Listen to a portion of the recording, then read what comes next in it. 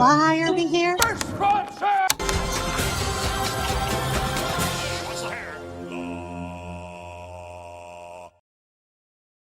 My name's Brandon and this is Cartoon Network Video Game History, a show where I take a look back on all of the video games based on Cartoon Network franchises and retrospectively review them. This week we're heading back to the creative world of Foster's Home for Imaginary Friends to review Imagination Invaders on the Nintendo DS. This was the second and final of the Foster's Home games. The first was on the Game Boy Advance and was a less than stellar effort. The DS follow-up was released on November 12, 2007 and was developed by Sensory Sweep Studios. Oh god. Oh god. Oh god. If you've been following along with this series, you'll remember Sensory Sweep Studios from Hi Hi Puffy Amiyumi, The Genie and the Amp. That was the very first Cartoon Network game on the Nintendo DS, and a follow-up to the first Puffy Amiyumi game, which was surprisingly great. Genie and the Amp, on the other hand, was a disaster, and it's a genuine contender for the worst game I've played in this series. Having Sensory Sweep Studios on board doesn't fill me with confidence. This is also the final Cartoon Network game that would be published by Midway, despite them announcing plans to make a gajillion games. After this title, most of the games would be published by D3 for the next few years. The only credible review I can find of this game comes from IGN, which was a less than positive 4 out of 10. This, combined with the developer in charge, is room for concern. However, we found a number of diamonds in the rough from similar situations to this before. Maybe there's still a chance Foster's Home can go out on a high note?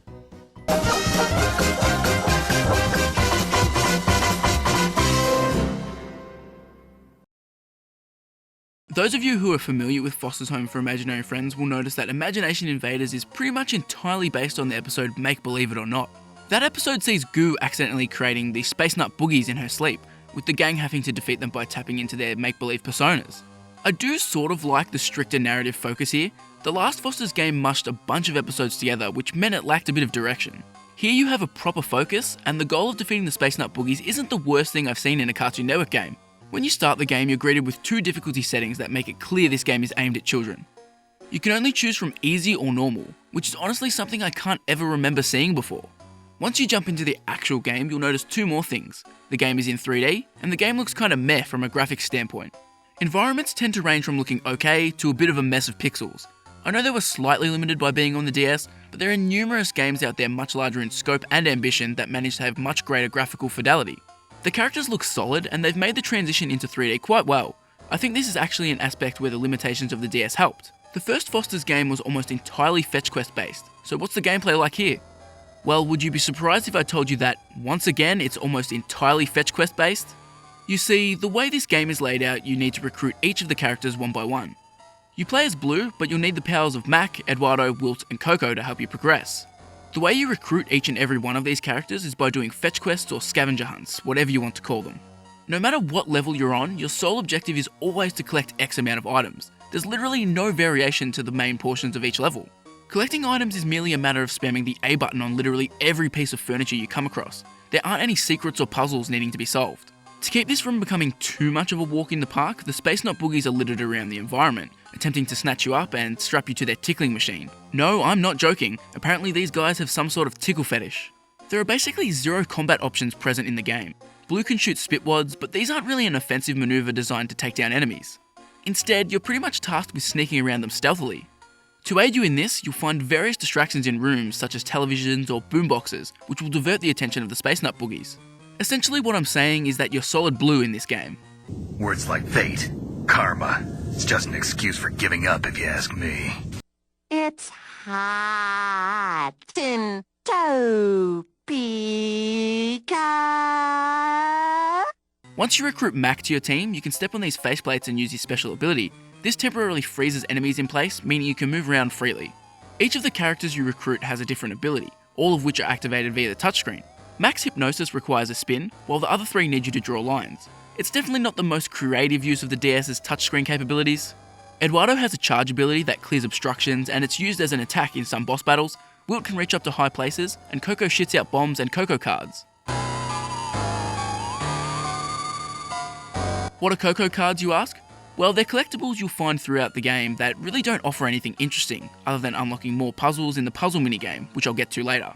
All of the touchscreen stuff is very basic and becomes a bit of a chore the more you play. I also found that I never really needed Mac or environmental distractions. Outside of maybe the last level, I could simply run around and collect everything without getting caught. I'm sure these would have been necessary for kids to use, but for me, they weren't necessary most of the time, even on the so-called hardest difficulty. At the end of each level, you'll run into a boss battle, which most of the time forces you to utilise the new ability you just gained. Again, these are very basic, but some thought and effort have been put into these. They'll often require a combined use of powers, which gives off the feeling that the gang is actually working together.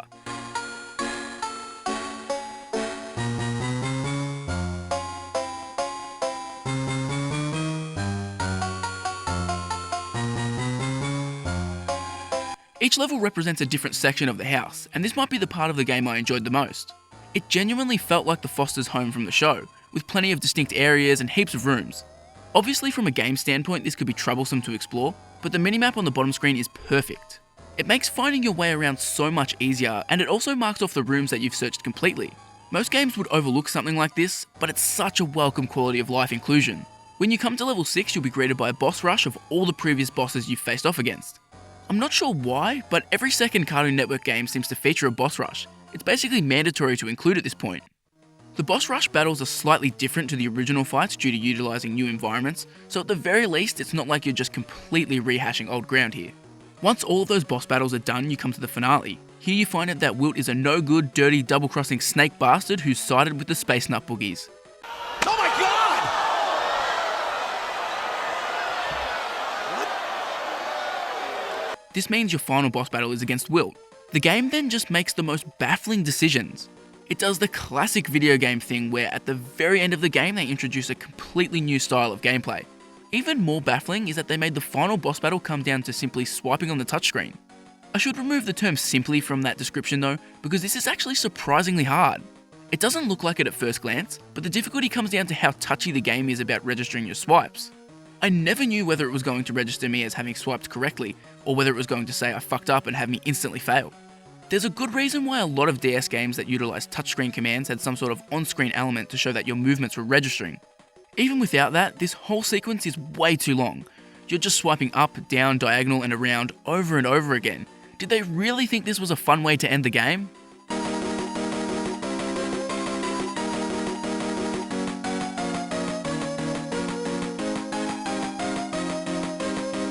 The biggest kick in the teeth is that they didn't even bother to animate this final boss battle. The top screen merely features a slideshow of Blue and Wilt sword fighting. To be fair, it's not like you ever would have paid attention to the top screen if it was animated, as the bottom screen swiping needs literally all of your attention. Finishing your game off with what basically amounts to an instant fail QuickTime event is kinda shitty. It sucked when Uncharted did it in 2007, and it sucks here. Once you're done with the main game, your only other choices are to go back and find the other Coco cards, or to play some minigames. Man, these Cartoon Network games sure do love them some minigames. Here you have 5 to choose from. 3 of them are taken directly from the main game, including the choice to replay the shitty final boss battle, with only 2 new experiences present. The first is the sliding puzzles I mentioned earlier. Here you have a jumbled picture that you need to solve by sliding pieces around. One of the puzzles I played was quite literally already solved when I started. You unlock a new puzzle for every 10 Coco cards you collect, but I can't imagine anyone cared enough to collect them all. The last minigame is quite literally just Space Invaders. This is fine, but much like everything else here, I couldn't see it holding anyone's attention for longer than 5 minutes.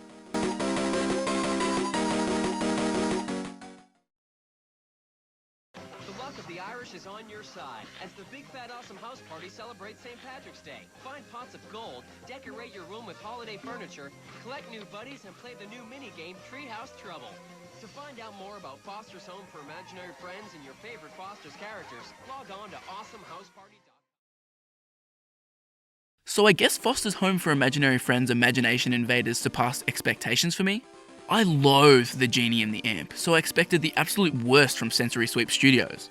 However, for the most part, I actually think this is a solid game if you're a young child. You're not going to get anything out of this experience if you're over the age of 10, but in my opinion this would be a nice introductory title for someone not too familiar with gaming. For the older crowd, this is just Fetch Quest the video game all over again like the first Foster's title, and despite being only 2 hours long, it'll manage to overstay its welcome. The main thing stopping me from saying that this is a great game for children is the final boss battle.